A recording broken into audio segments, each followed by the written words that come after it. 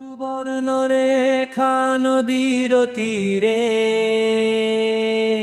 আকাশে জোনাকির আলো ফিরে জ্বলেতে চাঁদের ছায়া ভাসে, মনের কথা বলে ঢেউয়ের ভাসে। তোমার বুকে কত স্মৃতি জমা, কত যুগের কত গল্প কথা।